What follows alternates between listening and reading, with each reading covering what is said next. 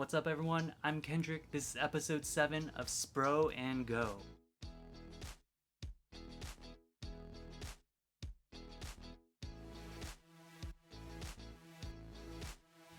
Let's jump into the coffee for this week.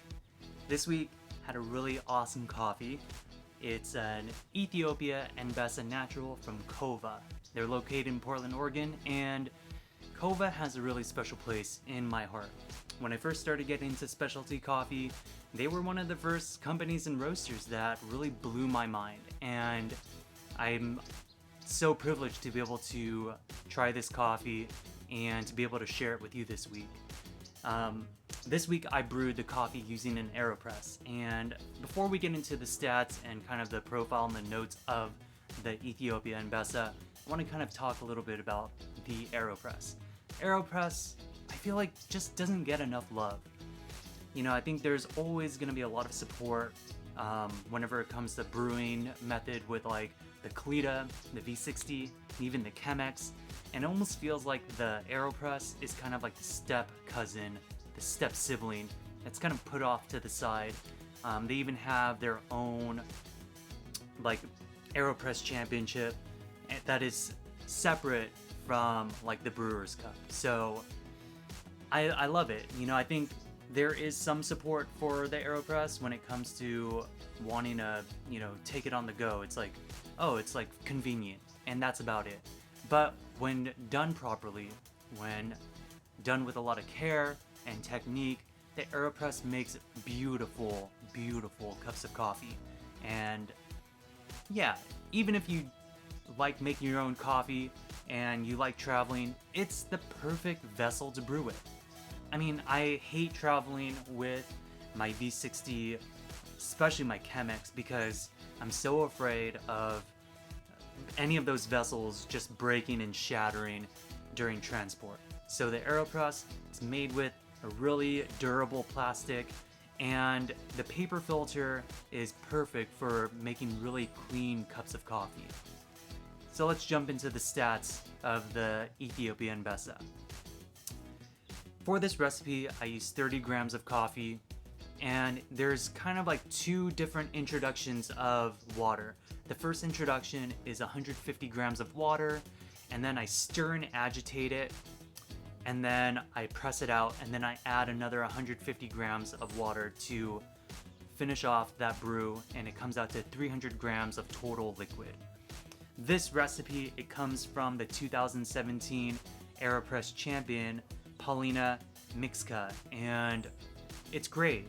You know, with this technique, essentially what you're doing is making a concentrate with the Aeropress, and then you're cutting or diluting it with more hot water.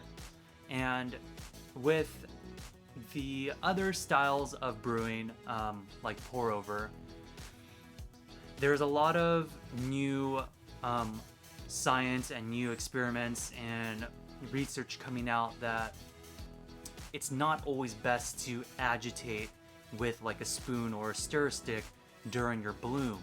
And the reason for that is because it creates too much turbulence where the water will kind of run through and not really have enough time. The water won't have enough contact time with the coffee to fully saturate and have an effective bloom. The Aeropress, it's not really like a pour over style. It's considered full immersion, meaning the coffee grinds are steeping in the water. So it's really important to stir and agitate to make sure that the coffee is making sufficient contact with the water to encourage a more even and full extraction. So the notes that I got were pretty accurate with what was on the bag.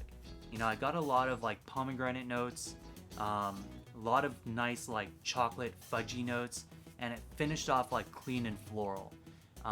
It almost tasted like there were, you know, chocolate covered like blackberries or chocolate covered blueberries, and that's what you get with a lot of natural processed coffees from Ethiopia. You get a lot of like fruit in that coffee. And in a future video, we'll talk more about coffee processing. that could go on for hours and hours and hours, and I want to keep this a little bit more compact. So after I was fully caffeinated, I was able to get after that workout. So let's jump into the workout. This workout was really quick but also super intense. This is my second strength day for the week, so I only do 2 strength days and the rest are more run focused. And this one, it focused a lot more on like my triceps and swings. So let's break it down for him. So I did 30 double arm swings with 25-pound weights in each arm. I also did 30 dips. I did 30 deadlifts at 275 pounds. And I also did 30 split squats with alternating legs with 25-pound weights in each hand. And then I also finished it off with 120 pull-ups. Again, this wasn't all done at once. I do break up my workout in like circuits. So if you kind of have been following along with my strength training, you'll probably notice a theme, and that theme is gonna be compound movements, compound exercises. All that it means is that I'm trying to engage as many muscle groups in one movement or one exercise. So for example, when I'm doing swings, I'm really engaging like a lot of my glutes, I'm engaging my hamstrings, but I'm also engaging like my lats, trying to really engage that grip strength, so there's a lot of forearms there. And it also engages the core because you don't want to have a loose core. Same thing with my pull-ups. I love pull-ups because it engages so many different muscle groups, from, again, forearm strength to the lats to traps to the so many different muscles in the backs and the core as well. So I love doing compound movements. 1, because it saves a lot of time, and 2, it allows me to do a more full body workout. So instead of having specific days for like leg days or chest days or arms, I'm able to do all these different exercises and hit so many different muscle groups, and overall, it makes me feel stronger. And for me, I think that's a big priority. Looking good is great. I think the better that you look, you also feel good. And I also work out in this way because, I value feeling strong.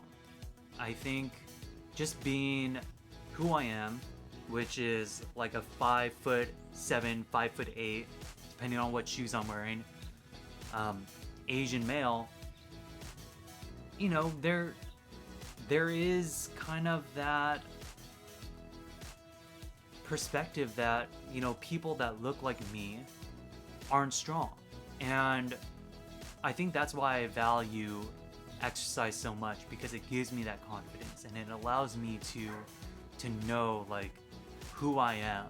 So the year's wrapping up, and I think I want to finish off this year with a goal. And one of those goals is to be able to hit a certain amount of reps with my pull-ups. And I've done this before, but with my pull-up setup previously, I had one of those pull-up bars that attached to the door frame. And my door frames at home are super old and they would flex a lot. So when I'm doing my pull-ups, as I'm pulling myself up, it's almost flexing the bar a little bit so that it's coming towards me. So I believe that I just wasn't putting in the actual effort in doing these pull-ups. So I was able to hit a pretty high rep before, and I think it is because of that whole pull-up setup. I think also because I've been focusing a lot more on running and trying to get my cardio and my respiratory health up to a really solid place, where I have decreased the amount of strength training days that I've been doing, and I've kind of seen the volume of pull-ups that I'm capable of doing drop off. So I want to get back into it. And I think I'm gonna set the number to 40. I want to be able to do 40 pull-ups on my pull-up system that I'm using right now, which is the Fit Home Gym. And I think goals are important. And not just achieving those goals, but the actual practice and the actual journey to accomplish these goals. I think it's great when you can accomplish these goals, you know, being able to feel success and to have that like in our minds that we were able to achieve these things. At the same time, the journey is also important. And the reason why is because it's that work and that effort that you put in that really shapes more and more of like who you are. I think we put so much emphasis on the success and the accomplishment of achieving these goals, where failure is, it's something that we fear. And I think failure is something that I definitely fear.